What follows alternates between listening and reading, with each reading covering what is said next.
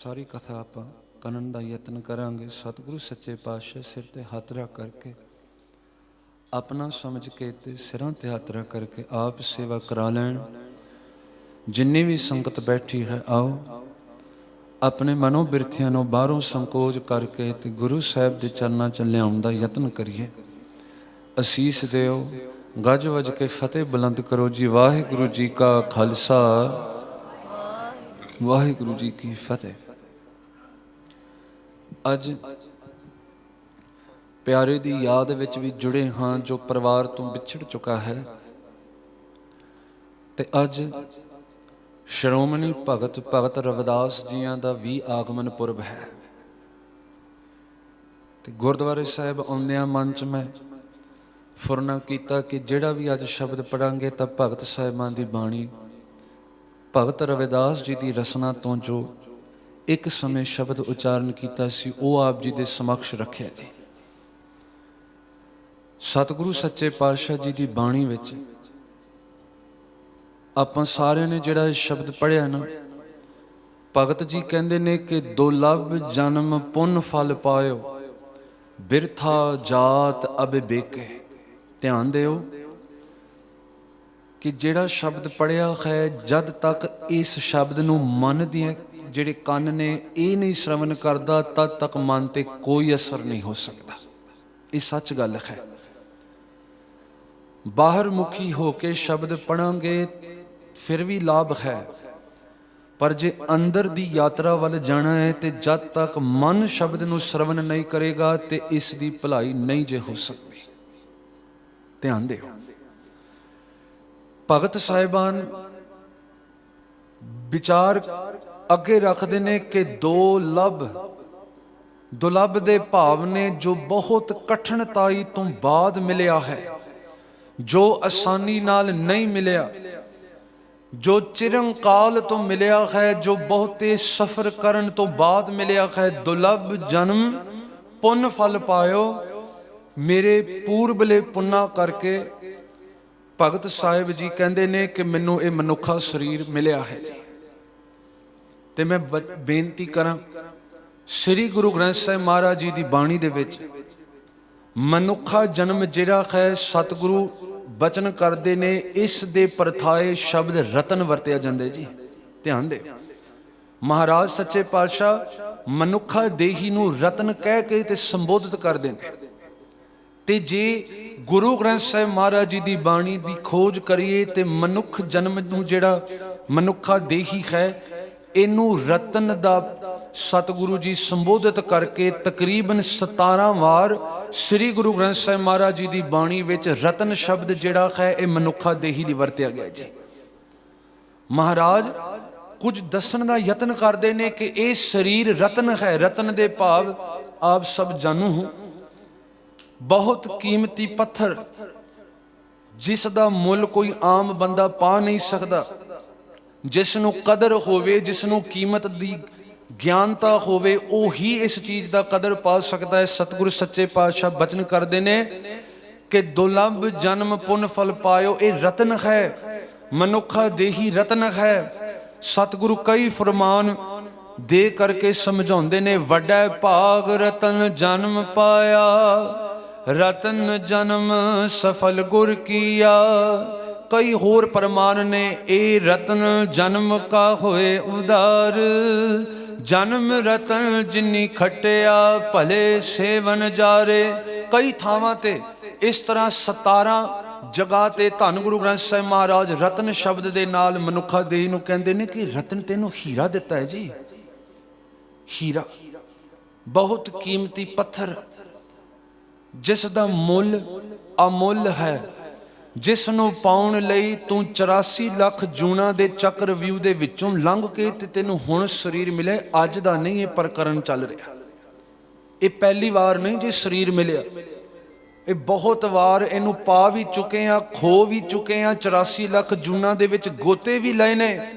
ਫਿਰ ਵੀ ਬੰਦਾ ਇਸ ਚੀਜ਼ ਤੋਂ ਜਾਣੂ ਨਹੀਂ ਕਿ ਮੇਰੀ ਜਿਹੜੀ ਸਵਾਸਾਂ ਦੀ ਪੂੰਜੀ ਹੈ ਇਹ ਅਸੀਮਤ ਨਹੀਂ, ਇਹਦਾ ਇੱਕ ਨਾ ਇੱਕ ਦਿਨ ਖਾਤਮਾ ਹੋ ਕਰਕੇ ਤੇ ਮੈਂ ਅੱਗੇ ਨੂੰ ਜਾਣਾ ਜੀ।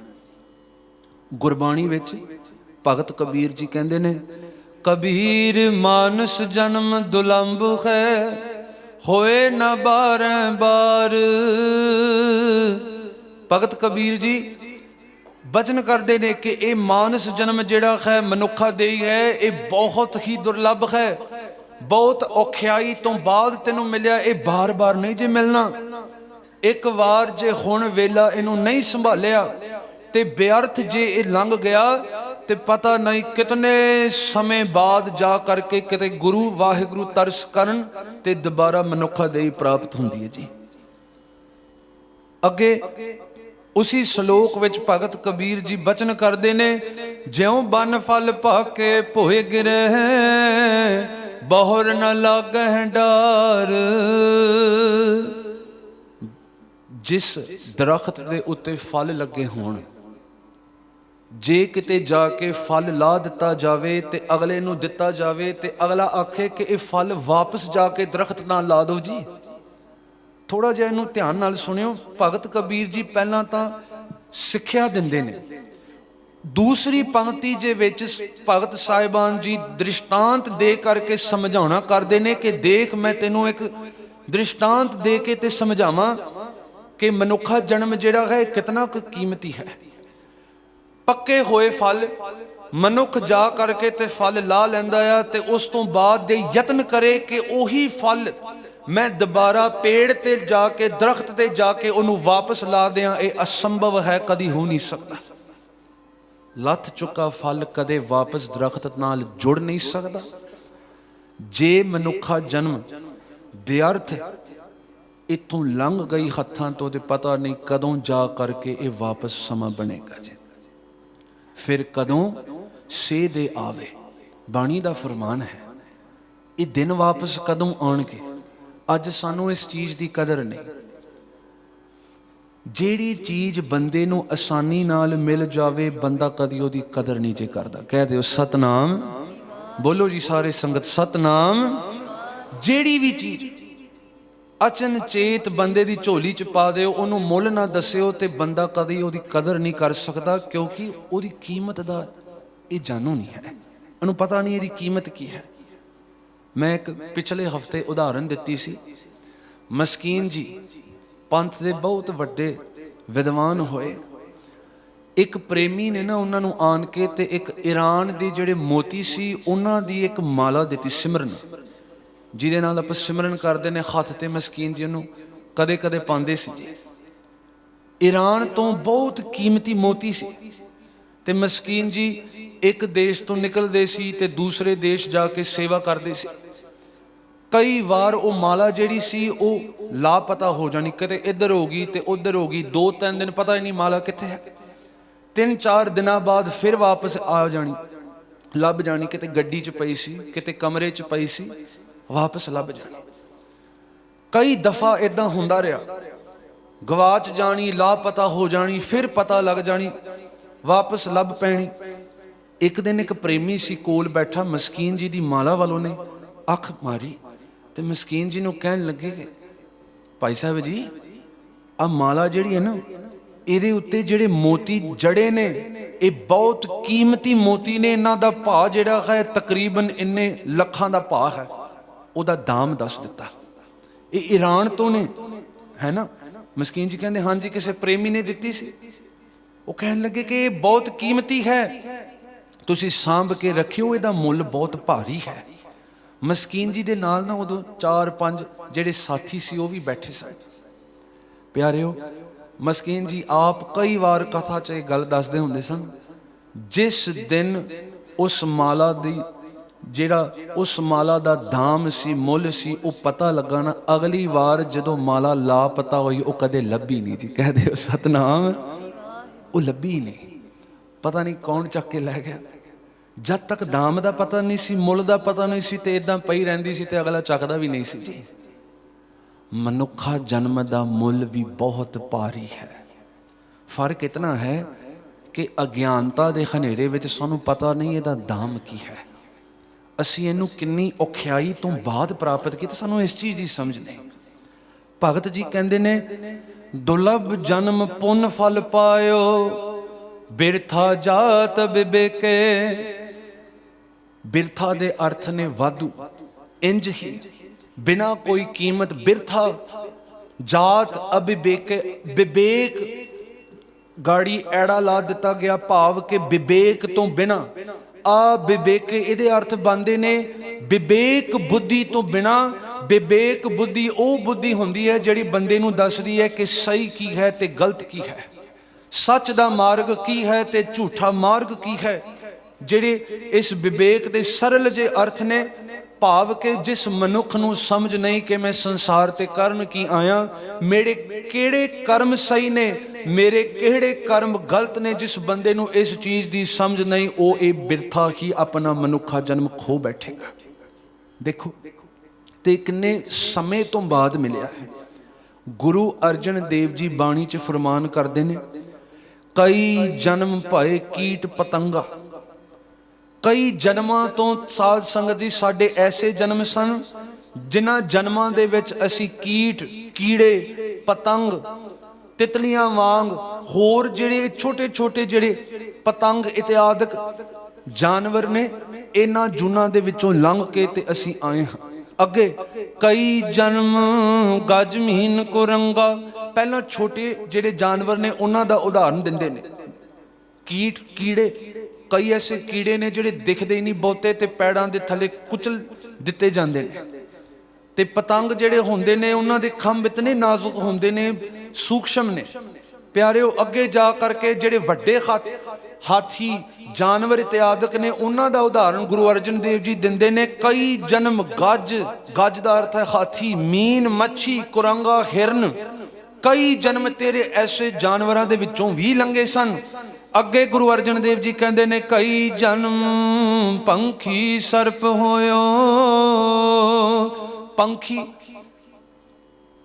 ਪਸ਼ੂ ਪੰਖੀਆਂ ਦੇ ਵਿੱਚੋਂ ਲੰਘ ਕਰਕੇ ਸਰਪ, ਸੱਪ, ਇਹਨਾਂ ਵਰਗੀਆਂ ਜੂਨਾਂ ਦੇ ਵਿੱਚੋਂ ਵੀ ਲੰਘ ਕਰਕੇ ਤੇ ਅੱਗੇ ਸਤਿਗੁਰੂ ਕਹਿੰਦੇ ਨੇ, ਕਈ ਜਨਮ ਹੈਵਰ ਬ੍ਰਿਖ ਜੋਇਓ।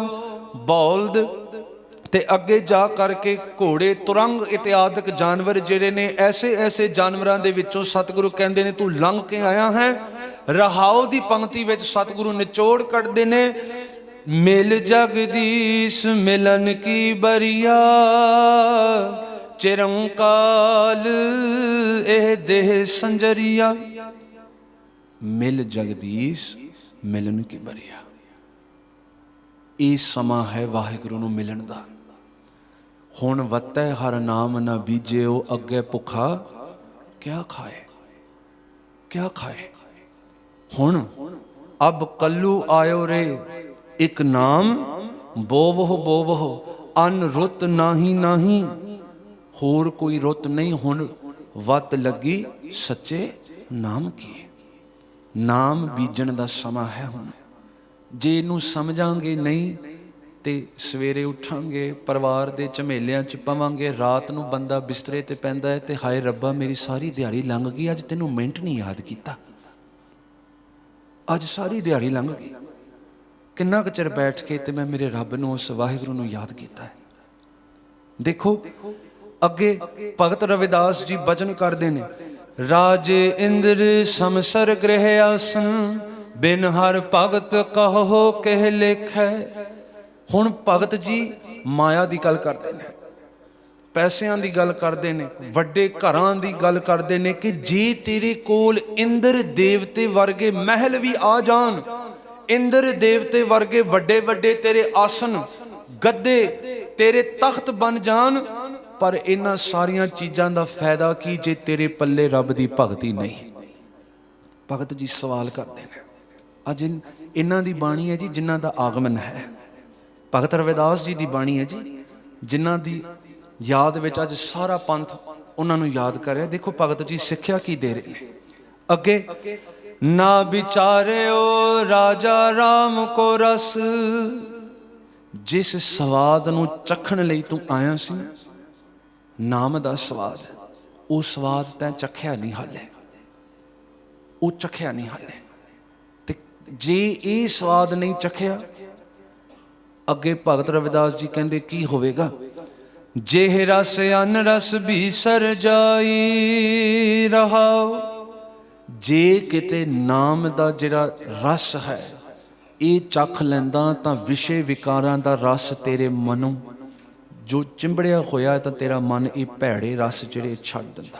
ਕਿਹੜੇ ਰਸ ਜੀ? ਕਾਮ। ਪਰਾਈ ਔਰਤ ਅੱਗੇ ਆ ਜੇ, ਪਰਾਇਆ ਮਰਦ ਅੱਗੇ ਆ ਜੇ, ਭਾਵੇਂ ਦਾੜੇ ਚਿੱਟੇ ਹੋ ਜਾਂਦੇ ਨੇ, ਕੇਸ ਧੌਲੇ ਇਹਨਾਂ ਤੇ ਆ ਜਾਂਦੇ ਨੇ, ਪਰ ਮਨ 'ਚ ਕਿਹੋ ਜਿਹੇ ਖਿਆਲ ਚੱਲਦੇ ਨੇ, ਕਦੀ ਇੱਧਰ ਵੀ ਧਿਆਨ ਦਿਓ। ਕ੍ਰੋਧ, ਅਗਲਾ 2 ਮਿੰਟ ਦੀ ਗੱਲ ਕਰਦਾ ਹੈ ਤੇ ਅੰਦਰੋਂ ਗੁੱਸੇ ਦੀ ਅੱਗ ਭਾਂਬੜ ਮਚਾਉਂਦੀ ਹੈ ਤੇ ਬੰਦਾ ਉਸੇ ਵੇਲੇ ਲਾਲੋ ਲਾਲ ਹੁੰਦਾ ਹੈ। ਕ੍ਰੋਧ ਦੀ ਅੱਗ ਵੀ ਮੱਚਦੀ ਹੈ। ਲੋਭ, ਇਹ ਤੇ ਕਦੀ ਰੱਜਦਾ ਹੀ ਨਹੀਂ। ਇਹ ਪਦਾਰਥ ਆ ਗਈ, ਫਿਰ ਅਗਲੇ ਦਾ ਟਾਰਗੇਟ ਬਣਦਾ ਹੈ ਕਿ ਮੈਨੂੰ ਇਹ ਚੀਜ਼ ਵੀ ਮਿਲੇ। ਇਹ ਚੀਜ਼ ਆ ਗਈ ਜੋ 10 ਸਾਲ ਤੋਂ ਇਹ ਚਿਤਵਦਾ ਸੀ ਤੇ ਅਗਲਾ ਨਿਸ਼ਾਨਾ ਬਣਾਉਂਦਾ ਹੈ ਕਿ ਮੈਂ ਹੁਣ ਇਹ ਵੀ ਚੀਜ਼ ਪ੍ਰਾਪਤ ਕਰਨੀ ਹੈ। ਲੋਭ ਦੀ ਅੱਗ ਵੀ ਇਹ ਸੜਦੀ ਹੈ ਅੰਦਰ। ਮੋਹ, ਮਿੱਠਾ ਜ਼ਹਿਰ, ਇਹ ਮੇਰੇ ਆਪਣੇ ਨੇ, ਸਾਰੇ ਮੇਰੇ ਨੇ, ਮੈਂ ਇਹਨਾਂ ਤੋਂ ਬਿਨਾਂ ਰਹਿ ਨਹੀਂ ਸਕਦਾ। ਪੰਕ ਜੋ ਮੋਹ ਪਗ ਨਹੀਂ ਚਾਲੇ, ਹਮ ਦੇਖਾ ਤਹਿ ਡੂਬੀਲੇ। ਮੋਹ ਦਾ ਚਿੱਕੜ, ਗੁਰੂ ਅਰਜਨ ਦੇਵ ਜੀ ਕਹਿੰਦੇ ਨੇ ਕਿ ਮੈਂ ਕਿੰਨੇ ਦੇਖੇ ਨੇ ਜਿਹੜੇ ਮੋਹ ਦੇ ਚਿੱਕੜ ਦੇ ਵਿੱਚ ਉਹਨਾਂ ਦੇ ਪੈਰ ਫਸੇ ਨੇ, ਵਾਹਿਗੁਰੂ ਦੇ ਘਰ ਤੱਕ ਉਹਨਾਂ ਦੇ ਪੈਰ ਫਿਰ ਅਗਾਂਹ ਨਹੀਂ ਜਾਂਦੇ, ਉਹ ਫਸੇ ਨੇ ਉਹਨਾਂ ਦੇ ਪੈਰ।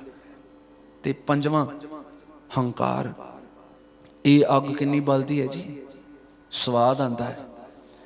ਇੱਕ ਵਾਰ ਅਸੀਂ ਕਿਸੇ ਦੇਸ਼ ਗਏ ਕਥਾ ਲਈ, ਧਿਆਨ ਦਿਓ, ਤੇ ਸਾਨੂੰ ਕਿਸੇ ਨੇ ਸੱਦੇ ਤੇ ਬੁਲਾਇਆ ਸੀ ਤੇ ਉਹ ਦੀਵਾਨ ਤੇ ਨਹੀਂ ਆਏ। 4 ਦਿਨ ਦਾ ਲੜੀਵਾਰ ਕਥਾ ਦਾ ਦੀਵਾਨ ਸੀ। ਮਲੇਸ਼ੀਆ ਦੀ ਗੱਲ ਨਹੀਂ, ਬਾਹਰ ਦੀ ਗੱਲ ਹੈ। 4 ਦਿਨਾਂ ਬਾਅਦ ਜਿਸ ਦਿਨ ਕਥਾ ਦਾ ਭੋਗ ਪਿਆ ਤੇ ਮੈਨੂੰ ਥੱਲੇ ਉਹ ਆਣ ਕੇ ਮਿਲੇ, ਫਤਿਹ ਬੁਲਾਈ। ਫਤਿਹ ਤੋਂ ਬਾਅਦ ਪਹਿਲੀ ਗੱਲ ਜਿਹੜੀ ਉਹਨਾਂ ਨੇ ਆਖੀ ਨਾ ਕਿ ਵੀਰ ਜੀ ਤੈਨੂੰ ਪਤਾ ਮੈਂ ਕੌਣ ਹਾਂ? ਵੀਰ ਜੀ ਤੈਨੂੰ ਪਤਾ ਮੈਂ ਕੌਣ ਹਾਂ? ਮੇਰਾ ਹਾਸਾ ਨਿਕਲ ਗਿਆ। ਮੈਂ ਕਿਹਾ ਨਹੀਂ, ਤੁਸੀਂ ਕਿਰਪਾ ਕਰਿਓ। ਖਾਲਸਾ ਜੀ, ਹਉਮੈ ਨੂੰ ਬਹੁਤਾ ਚਿਰ ਨਹੀਂ ਲੱਗਦਾ, ਇਹਨੂੰ ਕੋਈ ਸੱਦੇ ਦੇਣ ਦੀ ਲੋੜ ਨਹੀਂ, ਇਹ ਆਪੇ ਹੀ ਅੰਦਰੋਂ ਬੋਲਦੀ ਹੈ। ਕਹਿ ਦਿਓ ਸਤਨਾਮ। ਮੈਨੂੰ ਕੋਈ ਗੁਰਮੁਖ ਪਿਆਰੇ ਮਿਲੇ, ਮੈਨੂੰ ਕਹਿੰਦੇ ਵੀਰ ਜੀ ਸਾਨੂੰ ਗੁੱਸਾ ਕਿਉਂ ਲੱਗਦਾ ਹੈ ਜਦੋਂ ਕੋਈ ਅਗਲਾ ਕੁਝ ਕਹਿੰਦਾ ਹੈ ਨਾ, ਤਾਂ ਇਹ ਅੱਗ ਗੁੱਸੇ ਦੀ ਇਹ ਬਲਦੀ ਕਿਉਂ ਹੈ? ਧਿਆਨ ਦਿਓ, ਬਹੁਤ ਵਧੀਆ ਉਹਨਾਂ ਨੇ ਗੱਲ ਕੀਤੀ, ਮੈਂ ਆਪਣੇ ਪੱਲੇ ਬੰਨੀ ਕਿਉਂਕਿ ਵਧੀਆ ਲੱਗੀ। ਗੁਰਮੁਖ ਸੱਜਣ ਸੀ, ਬੈਠੇ ਸਾਂ ਅਸੀਂ, ਤੇ ਉਹਨਾਂ ਦੇ ਆਹ ਰਸ ਦੀ ਗੱਲ ਚੱਲਦੀ ਹੈ ਕਿ 5 ਰਸ ਤੈਨੂੰ ਚਿੰਬੜੇ ਨੇ ਜਿਸ ਕਰਕੇ ਤੈਨੂੰ ਨਾਮ ਦਾ ਰਸ ਦਾ ਸਵਾਦ ਨਹੀਂ ਆਉਂਦਾ। ਕ੍ਰੋਧ ਸਾਨੂੰ ਅੰਦਰੋਂ ਕਿਉਂ ਝਖੜ ਕੇ ਬੈਠਾ ਹੈ? ਅਗਲਾ ਕੋਈ ਵੀ ਗੱਲ ਕਰਦਾ ਹੈ ਤੇ ਮਨ ਅੰਦਰੋਂ ਗੁੱਸਾ ਕਿਉਂ ਕਰਦਾ ਹੈ? ਕਹਿੰਦੇ ਵੀਰ ਜੀ ਇੱਕੋ ਹੀ ਕਾਰਨ ਹੈ, ਕ੍ਰੋਧ ਅਤੇ ਹੰਕਾਰ, ਇਹ ਦੋਨੋਂ ਇਕੱਠੇ ਚੱਲਦੇ ਨੇ। ਮੈਂ ਕਿਹਾ ਕਿਵੇਂ ਭਾਈ ਸਾਹਿਬ ਜੀ, ਥੋੜਾ ਇਹਨੂੰ ਖੁਲਾਸਾ ਕਰਕੇ ਸਮਝਾਇਓ। ਤੇ ਮੈਨੂੰ ਕਹਿਣ ਲੱਗੇ ਕਿ ਵੀਰ ਜੀ ਕ੍ਰੋਧ ਤੇ ਹੰਕਾਰ ਇਕੱਠੇ ਚੱਲਦੇ ਨੇ।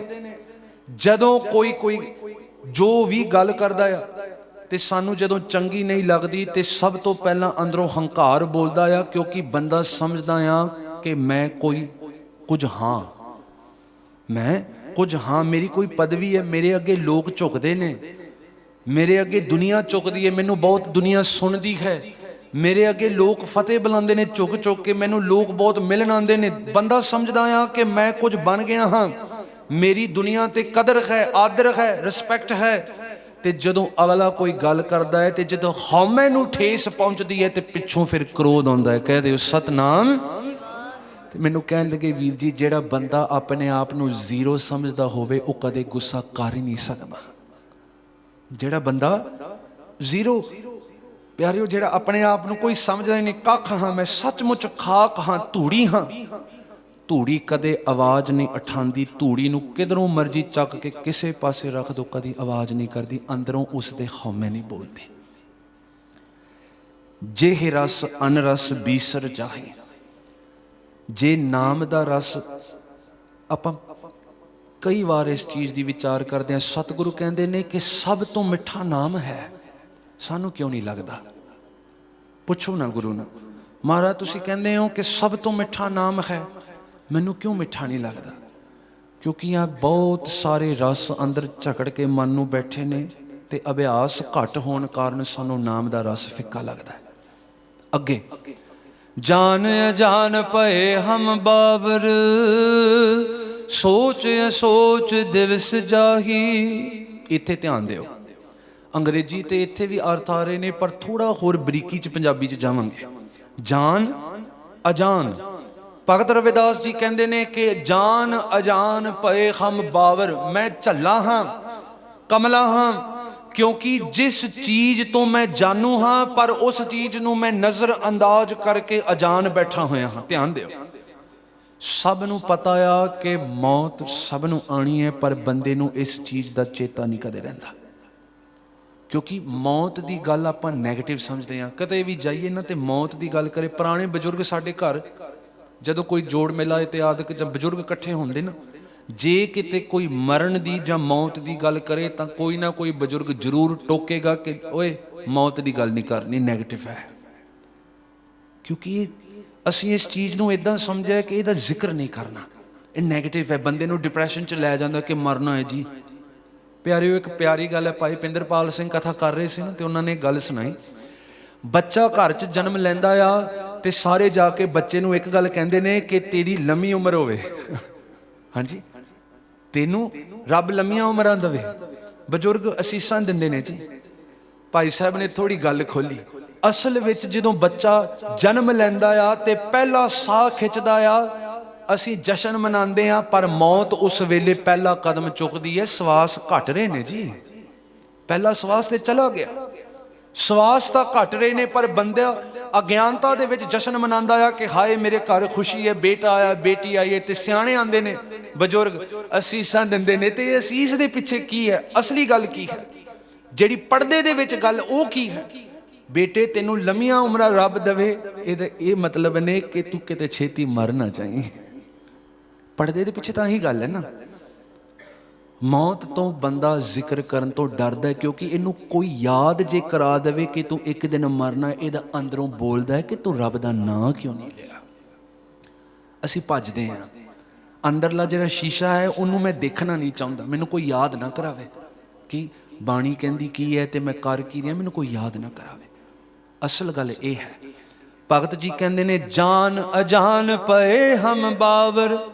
जिस चीज़ तो मैं जानू सा कि मैं एक दिन चलिया जाना है, अज्ञानता के हनेरे कारण मैं हनेरे च बैठा हाँ कि मैं सदा रहांगा जी। संस्कार ते चले जाओ किसी दे, थोड़ा जिहा पिछे कदी खलोयो ना, जेड़ा परिवार वाले जिन्हां दा चढ़ाई करदा वो तां रोंदे ने जी, क्योंकि प्यार हुंदा है। जेरे रिश्तेदार मित्र आदक आंदे ने ना पिछे, मैं आप कई बारी खलो के देखा नहीं, उत्थे बिजनेस दीयां गल्लां चलदियां ने।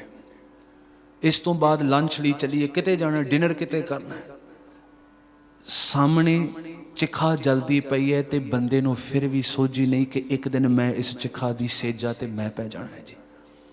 बंदा फिर भी चितवदा है कि मैं भल के ये करांगा वो करांगा, इधर जावांगा, ये चिखा तो मेरा आसन है, इत्थे एक दिन मैं सड़ांगा। जान अजान भए हम बावर, सोच असोच दिवस जाही। भगत रविदास जी कहते ने सोच, मौत की जिहड़ी सोच सी, जिसनों रोज तू जे सोचदा तां तेरे मन च डर बझिया रहिंदा कि मैं नाम जप लवां, पता नहीं कदों इन्हें आन के ते मेरा शरीर खत्म करके ते मेरे जिहड़ी जीव है आत्मा ये लै जानी है। सोच असोच, सोच जिहड़ी मौत दी सी उहदे उत्ते पर्दा रख के मैं असोच की हालत विच विचर रहा। इहदे पहले अर्थ ने।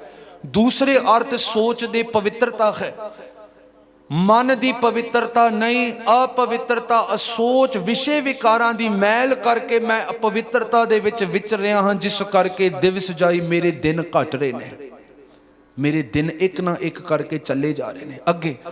इंद्री सबल निबल विवेक बुद्ध, परमारथ परवेश नहीं। ध्यान दिओ, थोड़ियां जिहियां पंक्तियां रहिंदियां ने, शब्द छोटा शब्द है तां करके कि साडी मनोबिरथी भजे ना। भगत रविदास जी कहंदे ने इंद्री सबल, सा बल, ये दो अखरां दा मजमूआ है, सा ते बल, भाव के बल सहत। इंद्री सबल, जेड़ियां इंद्रियां ने इन्हां नूं असीं खुली छुट्टी दित्ती है। कोई सोना आ जाए ते अखां रज रज के देखदियां ने, कोई स्वादिष्ट चीज़ होवे ते जीभ उहदा स्वाद रोज चटदी है। कि मैनू रोज़ ये स्वाद भोजन मिले। निंदा सुननी चंगी लगती है, कन चितवदे ने कि मैनू रोज़ लोगों दी गल्लां पता लगे, अज किहदा बेड़ा गर्क हो गया, मैनू पहलां इहदा खबर प्राप्त होवे। इंद्री सबल, इंद्रियां ताकतवर हो गई ने, पर कमजोर एक चीज़ हो गई है, मना निबल विवेक बुद्ध। वो वापस विवेक बुद्ध ते गल आई। नाल सोचना सी मैं करना की है ते करना की नहीं, उत्थे गल आई है, क्योंकि बंदा नहीं सोचना चाहता कि मैं एक दिन मरांगा। पुराणा दे विच एक कहानी है जी, सुनियो। राजे दी जिसनों एक शराप दिता गया कि 7 दिनां विच तैनूं सप दा डंग लगेगा ते तू 7 दिनां विच तेरी मौत है। परीक्षित राजा उन्हां दा नाम सी। ध्यान दिओ, थोड़ी जी गल मैं सुनावां। राजा परीक्षित, इनू शराप दिता गया, इहदे पिछे वड्डी लंबी कहानी है, मैं गल वाल आवां। शराप दिता गया कि 7 दिनां विच तेरी मौत है। ये पुराना महाभारत विच इन्हां दा जिक्र आंदा है जी। बाणी इहदा जिक्र करदी है। गुरु अर्जन देव जी सलोक संस्कृति दे विच इहदा टूक मात्र सतगुरु विचार करदे ने, ते संप्रदा विच जदों ये बाणी दी विचार हुंदी है, उत्थे एक कथा सिखलाई जांदी है, एक कहानी दसी जांदी है। परीक्षित राजा ये मौत तो बहुत डरदा सी, वड्डा राजा सी, भारी। हुण पता लग गया कि 7 दिनां च तेरी मौत है। हुण बंदा डरदा है, सोचदा है कि मैं किवें मौत तो भज्जां। इन्हें एक स्कीम बनाई, सुनियो जी, तरतीब बनाई।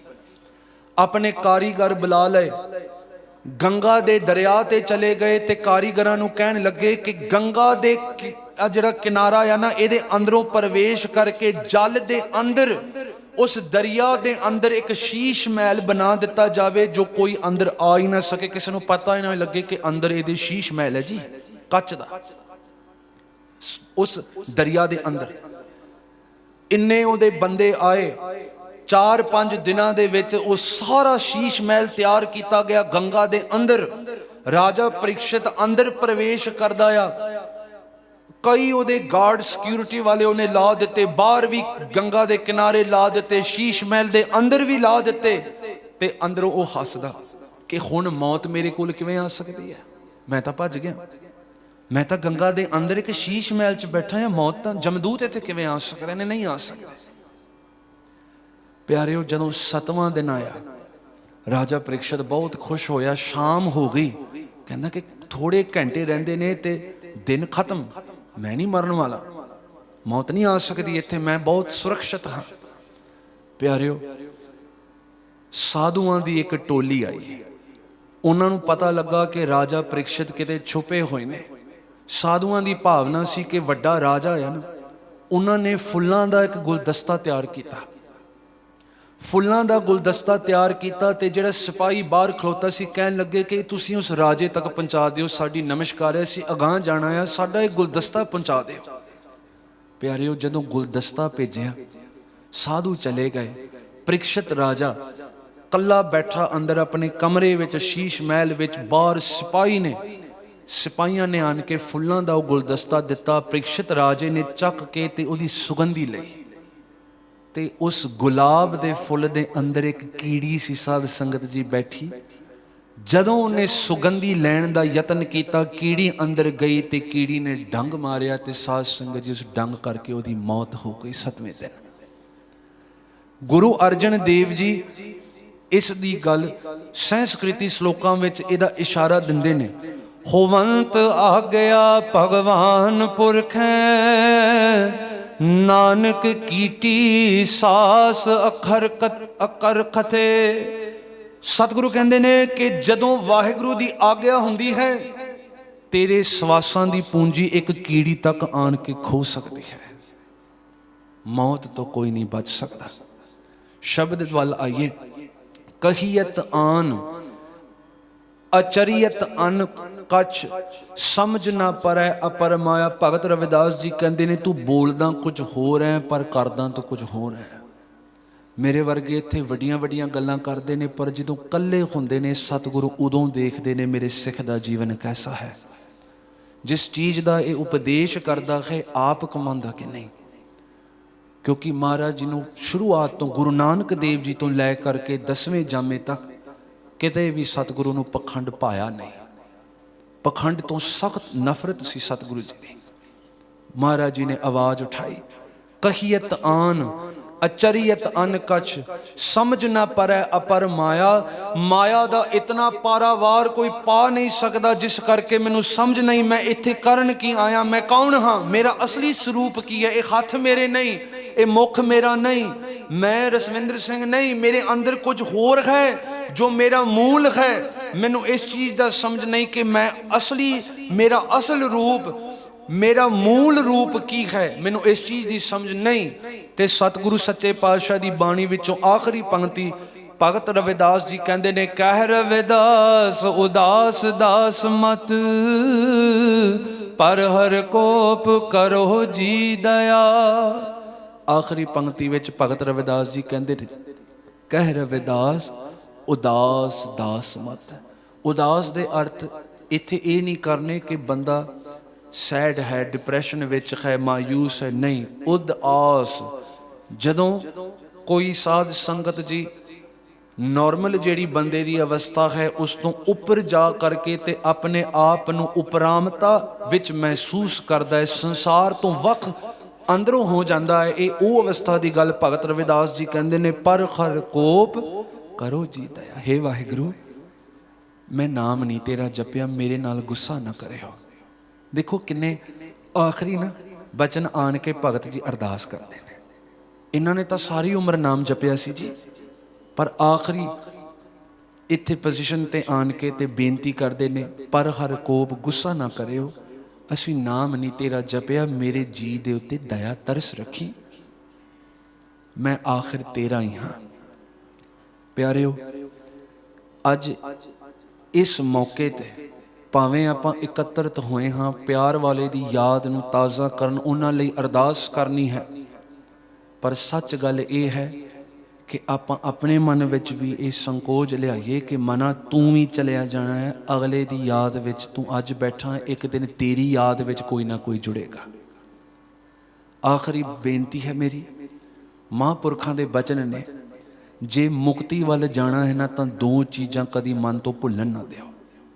आखिरी गल पल्ले जरूर बन के जाओ, जे तेरे विच इच्छा है कि मैं मुक्त होवां, दो गल्लां जरूर पल्ले बनिओ। सब तो पहला मौत, जिस बंदे नूं मौत याद होवेगी वो कदे पाप नहीं जे कर सकदा। कह दे सतनाम, वो पाप नहीं कर सकदा, मौत नूं नहीं कदे भुलना।